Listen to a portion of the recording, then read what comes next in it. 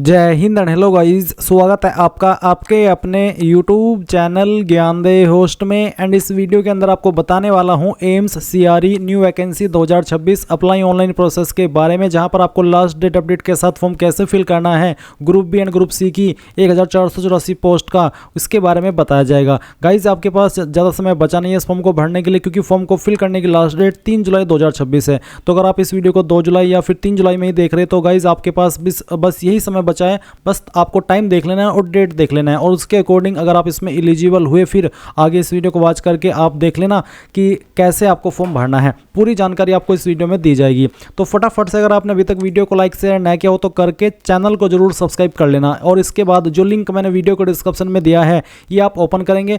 यहाँ पर आप देखेंगे कि फीस अब से अच्छी खासी ली जा रही है, जो कि जनरल OBC को 3000 और SC ST EWS को 2400 रुपये पे करनी है। पोस्ट इसमें बहुत सारी है, देख सकते हैं, जैसे कि ANM की है, फिर वार्डन है, असिस्टेंट है, इलेक्ट्रीशियन है, वायरमैन है, काफ़ी सारी पोस्ट है। और किसके लिए कितनी वैकेंसी वो भी आप देखेंगे। साथ ही अप्लाई करने के लिए कौन सी पोस्ट पर क्या क्वालिफिकेशन चाहिए एग्जैक्टली, जैसे कि LDC पर 12वीं विद टाइपिंग स्किल, बाकी के पोस्ट देख सकते हैं, एज लिमिट देख सकते हैं। तो अगर आप किसी भी पोस्ट पर अप्लाई करने के लिए एलिजिबल है आप इसमें फॉर्म भर लीजिए। और हाँ, आप मल्टीपल पोस्ट पर भी अप्लाई कर सकते हैं, उसके लिए आपको अलग अलग फीस पे करनी होगी। एक फीस से आप सभी पोस्ट पर अप्लाई नहीं कर पाएंगे। एंड ये जब जानकारी आप यहाँ पर जान ले तो आपको जानने को मिलेगा इसमें बाकी इंपॉर्टेंट डेट्स की। सबमिशन ऑफ NOC 8 जुलाई 2026 लास्ट डेट है, और आपका जो फॉर्म एक्सेप्ट हुआ या रिजेक्ट हुआ है उसका स्टेटस आप 11 जुलाई 2026 में चेक करेंगे। एग्जाम डेट आपकी 25 से 27 जुलाई 2026 रखी गई है। एडमिट कार्ड आपका सेकंड वीक में आएगा जुलाई में। एंड स्किल टेस्ट की डेट आपको बता दी जाएगी टाइम आने पर। अब अगर आप इसमें एलिजिबल है और अभी तक फॉर्म नहीं भरे तो गाइज लास्ट डेट अपडेट के साथ जल्दी से फॉर्म भर लीजिए। इसके लिए आपको इंपॉर्टेंट लिंक के सेक्शन से अप्लाई ऑनलाइन लिंक ओपन करना है। अब गाइज आपके सामने यहाँ पर ये वाला पोर्टल आ जाएगा जहाँ से आपको अप्लाई करना है। मैं आपको बता दूं कि अगर आपने इस पोर्टल का इस्तेमाल करके पहले भी कोई फॉर्म भरा है, चाहे वो CRE का हो या फिर कोई अन्य फॉर्म, तो आपका यहाँ पर अकाउंट बना हुआ है। आप नया अकाउंट क्रिएट नहीं कर पाएंगे, क्योंकि वहाँ पर जब आप ईमेल ID और नंबर डालेंगे तो ये बोलेंगे कि आपका अकाउंट पहले से क्रिएट है, आप उसको लॉगिन कीजिए। तो ये इन्फॉर्मेशन उसी के लिए पहले दी जा रही है। तो अगर आपका पहले से अकाउंट बना हुआ है, आप लॉगिन टू अप्लाई इसके ऊपर क्लिक करेंगे, और यहाँ पर आपकी कैंडिडेट ID या फिर जो नंबर आपने रजिस्टर किया था वो डालेंगे, अपना पासवर्ड डालेंगे जो आपने बनाया था, और लॉगिन के ऊपर क्लिक करके लॉगिन कर लेंगे। एंड अगर आप पासवर्ड भूल चुके हैं, आप पहले से रजिस्टर्ड है बट पासवर्ड याद नहीं है, तो फॉरगॉट पासवर्ड इसके ऊपर क्लिक करना, अपना नंबर डालना जो आपने रजिस्टर किया था, अपनी ईमेल ID डालना, और सेंड OTP के ऊपर क्लिक करना। आपको नंबर और ईमेल के ऊपर OTP सेंड किया जाएगा। जैसे आप यहाँ पर OTP वेरीफाई कर देंगे तो गाइज आपको यहाँ पर एक नया पासवर्ड सेंड किया जाएगा, जिसका इस्तेमाल करके आप लॉगिन हो जाएंगे। अब गाइज अगर आप फ्रेशर है तो आप यहाँ पर जब अप्लाई ऑनलाइन लिंक ओपन करेंगे इस पोर्टल के ऊपर आने के बाद में लॉगिन टू अप्लाई के ऊपर क्लिक ना करके डायरेक्टली क्रिएट न्यू अकाउंट इसके ऊपर क्लिक करेंगे। देन आपके सामने इस तरह से इंटरफेस आ जाएगा। अब आप यहाँ पर आपका मोबाइल नंबर डालेंगे जो कि आपको रजिस्टर करना है। उस नंबर को दोबारा डाल करके कंफर्म मोबाइल नंबर के अंदर वेरीफाई कर देंगे। अपना ईमेल ID डालेंगे, ईमेल ID को भी दोबारा डाल करके वेरीफाई कर देंगे। फिर जनरेट OTP के ऊपर जैसे ही क्लिक करेंगे तो आपको नंबर और ईमेल दोनों के ऊपर OTP सेंड किए जाएंगे। आप यहाँ पर वो OTP डाल करके वेरीफाई कर देंगे। देन गाइज आपको नंबर और ईमेल दोनों के ऊपर OTP सेंड किए जाएंगे। आप पहले यहाँ पर नंबर वाला OTP डाल दीजिए और फिर ईमेल वाला, उसके बाद में वेरीफाई टू प्रोसीड इसके ऊपर क्लिक कीजिए। इसके ऊपर क्लिक करने के बाद आपके सामने वेरिफिकेशन का कुछ ऐसा इंटरफेस आएगा जहाँ पर बोला कि I confirm that I am 18 years of age, तो आप इसके ऊपर टिक कर देंगे। फिर आपको बोला कि वेरिफिकेशन थ्रू डिजिलॉकर, आप अब इसके ऊपर क्लिक करेंगे। इसके ऊपर क्लिक करने के बाद में यहाँ पर आपको डिजिलॉकर की वेबसाइट के ऊपर ट्रांसफर किया जाएगा। आप यहाँ पर देख सकते हैं कि आप क्या करेंगे, पहले आप डिजिलॉकर की वेबसाइट के ऊपर लॉगिन होंगे। फिर यहाँ पर आपको OTP होगा लॉगिन होते समय, क्योंकि जब आप उसमें डिटेल डाल करके आगे बढ़ेंगे तो OTP सेंड किया जाता है। फिर आप अपना कंसेंट देंगे और उसके बाद में आपका जो डिटेल्स है वो यहाँ पर शेयर हो जाएगी। इसके बाद आप यहाँ पर क्या करेंगे, स्टार्ट वेरिफिकेशन, यानी कि जो ये प्रोसेस है अब इनको पूरा कीजिए। क्या करेंगे, सबसे पहले आपको साइन अप करने को बोला है, तो आप यहाँ पर आपका जो आधार नंबर है वो डालिए और नेक्स्ट के ऊपर क्लिक कीजिए। नेक्स्ट के ऊपर क्लिक करने के बाद गाइज जो नंबर आपका आधार कार्ड के साथ में लिंक है उसके ऊपर एक OTP गया होगा, वो OTP यहाँ पर डाल दीजिए और फिर सबमिट कर दीजिए। सबमिट करने के बाद में यहाँ पर गाइज आपका जो आधार ऑथेंटिकेशन है, यानी कि जो आधार वेरिफिकेशन है वो हो जाएगा। अब आप देख लीजिए यहाँ पर बोला है please enter your 6 digit security pin to sign in, यानी कि साइन इन करने के लिए आपको यहाँ पर आपका 6 डिजिट का सिक्योरिटी पिन डालना है। अगर आपका पहले से अकाउंट बना हुआ है तो आपको यहाँ पर 6 डिजिट का सिक्योरिटी पिन देना होगा जो आपने बनाया था अकाउंट क्रिएट करते समय। और अगर आप पहले से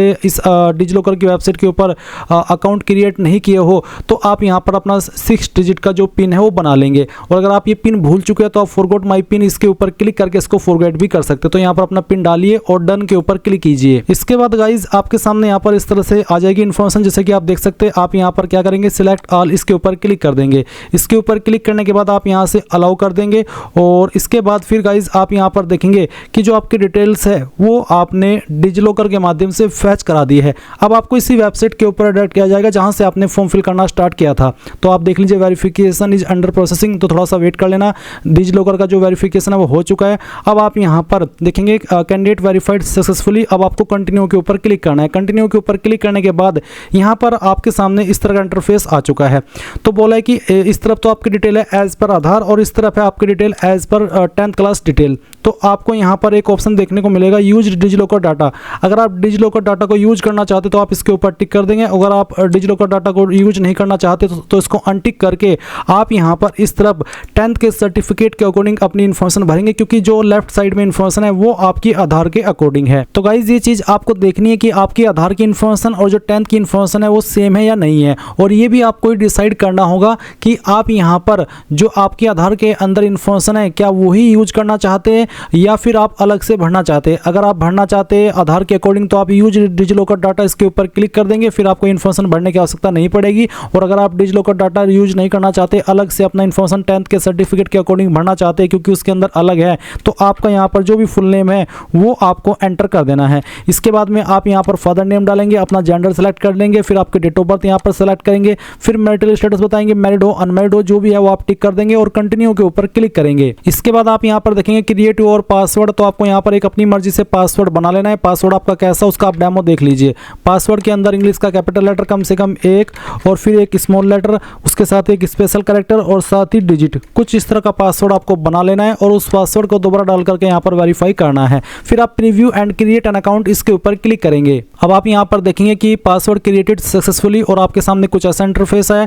और अब आपको यहाँ पर टिक करना है। टिक करने के बाद में अगर आपको ये OTR डिटेल एडिट करनी है, क्योंकि गाइज ये एक बार ही आप एडिट कर सकते हैं और एक ही बार यहाँ पर आप इसको भरेंगे। इसके बाद में फ्यूचर में आप जितने भी फॉर्म भरेंगे एम्स की इस वेबसाइट का इस्तेमाल करके, उसमें आपको बार बार अकाउंट क्रिएट करने की आवश्यकता नहीं है। आप डायरेक्टली लॉगिन करेंगे और अपना फॉर्म भर लेंगे और उस टाइम आप इन इन्फॉर्मेशन को एडिट भी नहीं कर पाएंगे। इसलिए एक स्पेलिंग एक डिटेल्स अच्छे से चेक कर लेनी है कि हाँ बिल्कुल सही है, और तभी आप यहाँ पर इसके ऊपर टिक करके सबमिट डिटेल्स इसके ऊपर क्लिक कर देंगे। अब आपका जो OTR है वो हो चुका है। OTR हो जाने के बाद में आप यहाँ पर इस इन्फॉर्मेशन को अगर प्रिंट लेना चाहे तो प्रिंट ले ले या फिर इसका स्क्रीनशॉट ले ले ताकि ये इन्फॉर्मेशन आपके पास सेफ रहे।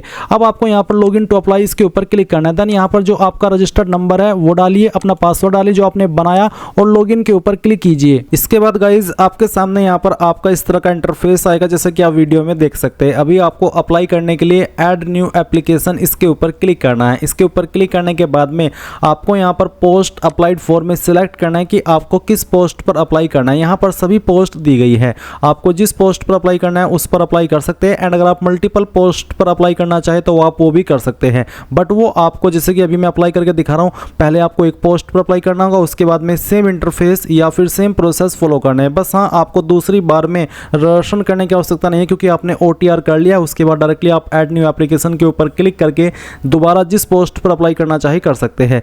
तो यहाँ पर आप कोई भी एक पोस्ट सिलेक्ट कर लीजिए आपकी चॉइस के अकॉर्डिंग। जो भी पोस्ट आप सिलेक्ट करेंगे आप देखेंगे कि वो पोस्ट कहाँ पर है और उस पर अप्लाई करने के लिए क्या क्वालिफिकेशन चाहिए और एज लिमिट क्या है।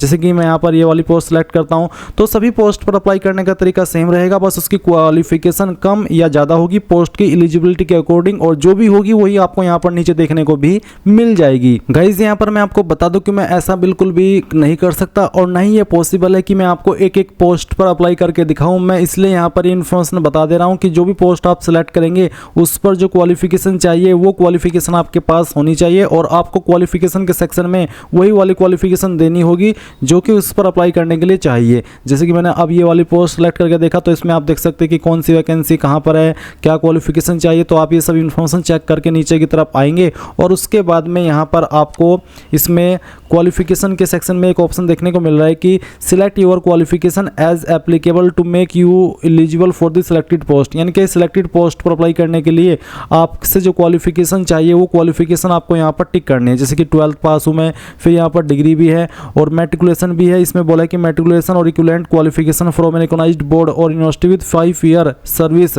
Regular or ad hoc as lower division clerk. तो आपके पास इनमें से क्या क्या है वो आपको सिलेक्ट कर लेना। अगर आपके पास तीनों है तो आप तीनों सिलेक्ट कर सकते हैं। अगर आपके पास इनमें से कोई 2 क्वालिफिकेशन है तो वो भी आप सिलेक्ट कर सकते हैं, क्योंकि आप उससे भी अप्लाई करने के लिए एलिजिबल है।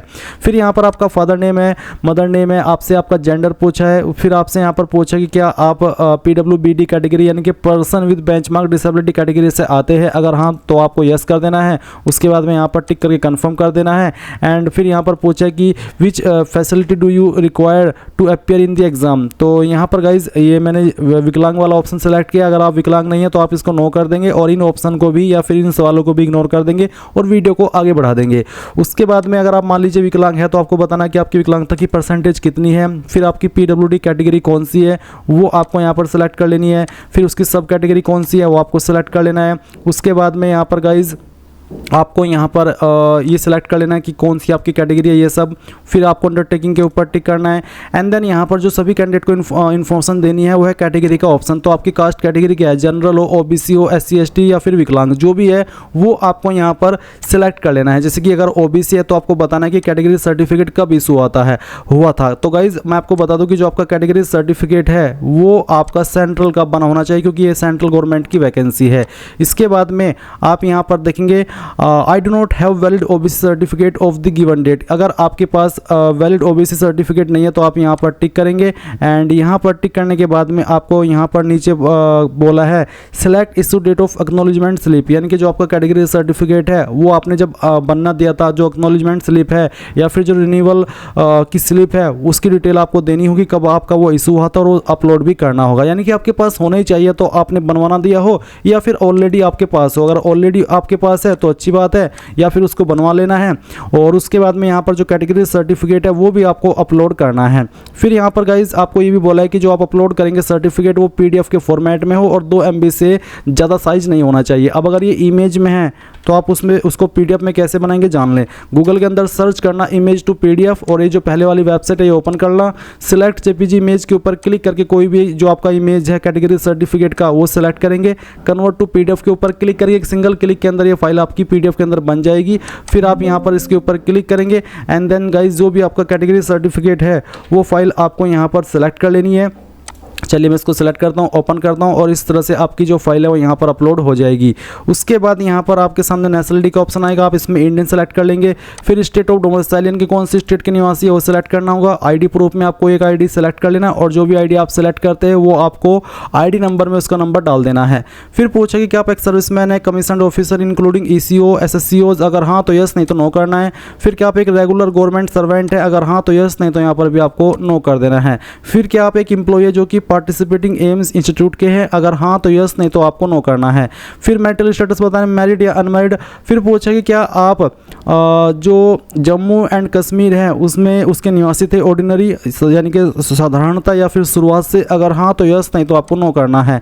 इसके बाद are you service clerks in the last year of their colour service in the arm force, अगर आप ऐसे कैंडिडेट है तो यस, नहीं तो आपको नो कर देना है। फिर पूछा कि are you defence personnel disabled, यानी कि क्या आप एक डिफेंस पर्सनल है जो कि डिसेबल्ड हुए थे जब आप उनका कोई ऑपरेशन था उसमें, या फिर वो उनकी वहाँ पर वे शहीद हुए थे, अगर आप ऐसे कैंडिडेट है तो यस, नहीं तो आपको नो कर देना है।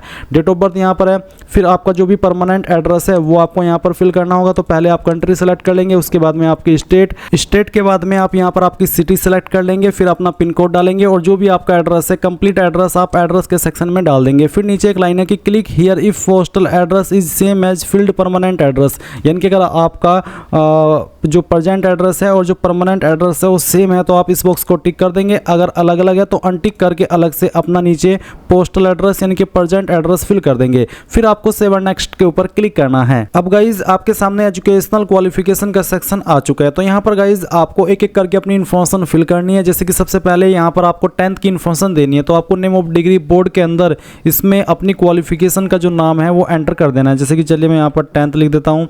ये लिखने के बाद में आप यहाँ पर बताएंगे सब्जेक्ट डिसिप्लिन डिसिप्लिन टाइटल।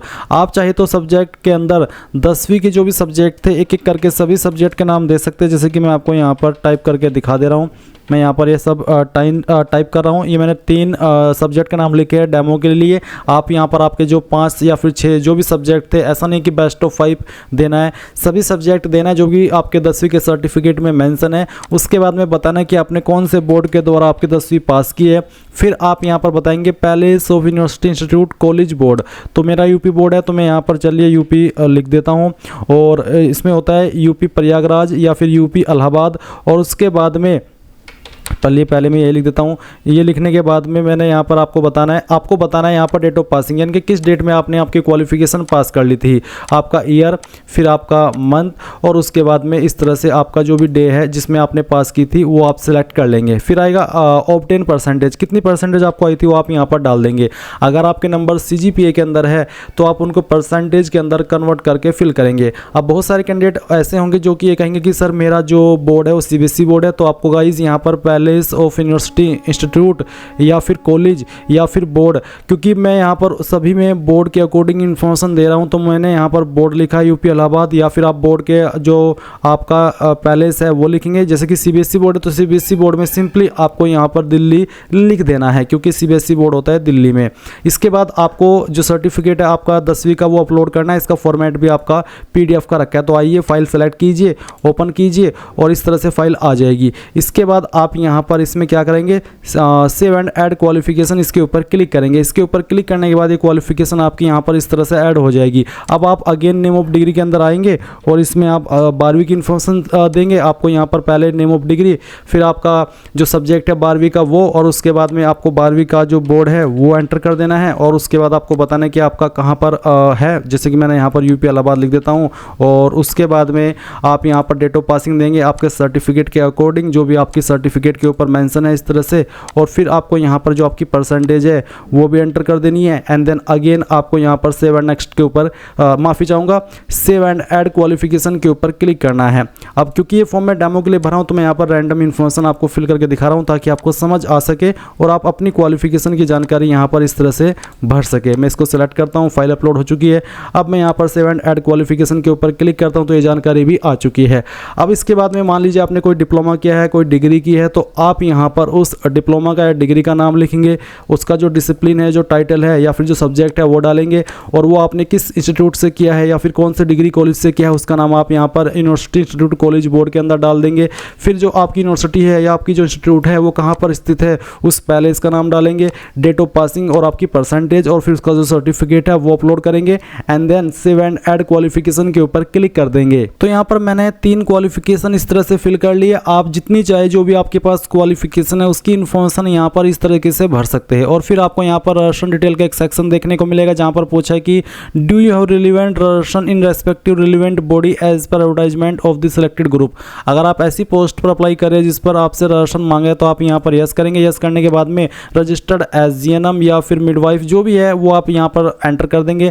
आपका राशन नंबर किस स्टेट में रजिस्टर्ड हुए वो स्टेट सेलेक्ट करनी होगी। इशू डेट ऑफ राशन, किस डेट में आपका सर्टिफिकेट या फिर राशन इशू हुआ था वो डेट, एंड रजिस्ट्रेशन अथॉरिटी कौन सी है उसका नाम लिखेना, और जो सर्टिफिकेट है आपका वो भी अपलोड कर देना। बट अगर आप ऐसी पोस्ट पर अप्लाई करें जिस पर ये राशन कंपलसरी रूप में नहीं मांगा तो आप इसमें नो कर देंगे। और फिर यहाँ पर सेव एंड नेक्स्ट के ऊपर क्लिक करके कंफर्म के ऊपर क्लिक करेंगे। फिर एक्सपीरियंस डिटेल है, अगर आप ऐसी पोस्ट पर अप्लाई करें जिस पर एक्सपीरियंस मांगे तो आप इस वाले सवाल में यस करके अपने एक्सपीरियंस का इन्फॉर्मेशन देंगे, जिसमें कि ऑर्गेनाइजेशन नेम के अंदर बताएंगे कौन से हॉस्पिटल या फिर किस ऑर्गेनाइजेशन से आपने एक्सपीरियंस प्राप्त किया है, किस पोस्ट पर रहकर के आपने जो एक्सपीरियंस प्राप्त किया है वो आपको पोजीशन हेल्ड में लिखना है।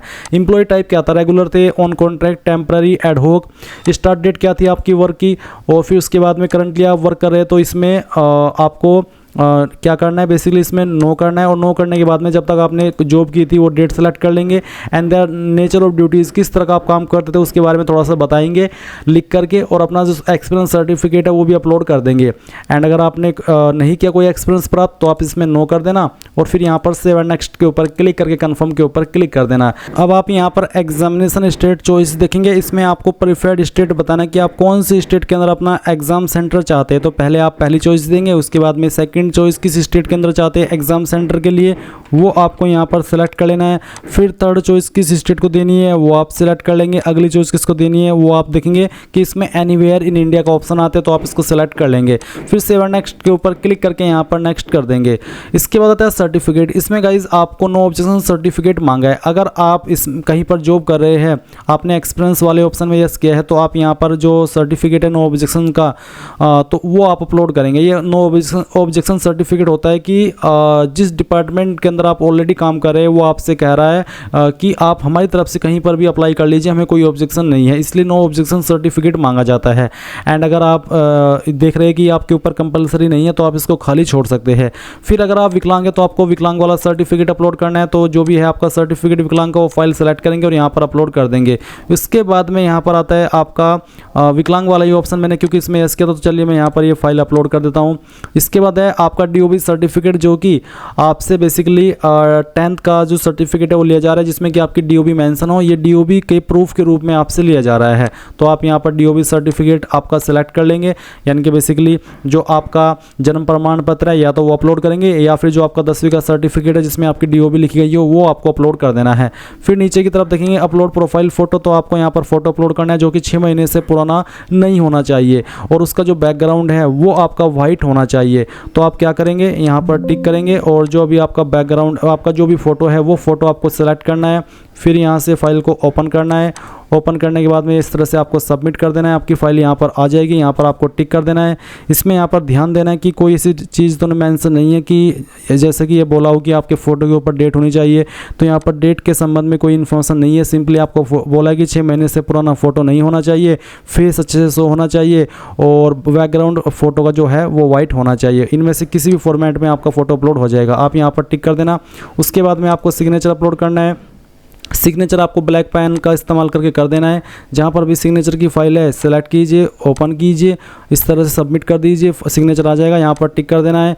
उसके बाद यहाँ पर अपलोड थंब इम्प्रेशन, यानी कि जो आपका लेफ्ट अंगूठा है, बायां अंगूठा है, उसका जो थंब इम्प्रेशन है वो आपको अपलोड करना है।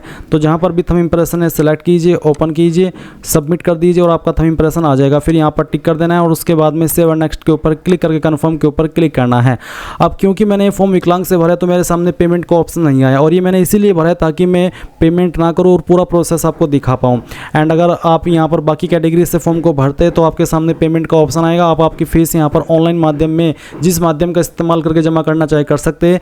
जैसे ही आप यहाँ पर फीस जमा कर देंगे तो गाइज आपको यहाँ पर इस तरह का इंटरफेस देखने को मिलेगा। अब आप सेव एंड रिव्यू इसके ऊपर क्लिक करके कन्फर्म के ऊपर क्लिक करेंगे। जो भी जानकारी आपने अभी तक भरी है वो सभी आपके सामने है। अगर आपको लग रहा है कि कोई जानकारी गलत हो गई है तो आप एडिट एप्लीकेशन के ऊपर क्लिक करके उसको एडिट कर लेना, नहीं तो आप यहाँ पर टिक करेंगे जैसे कि मैं आपको टिक करके दिखा रहा हूँ। फिर आप यहाँ पर सबमिट कर देंगे।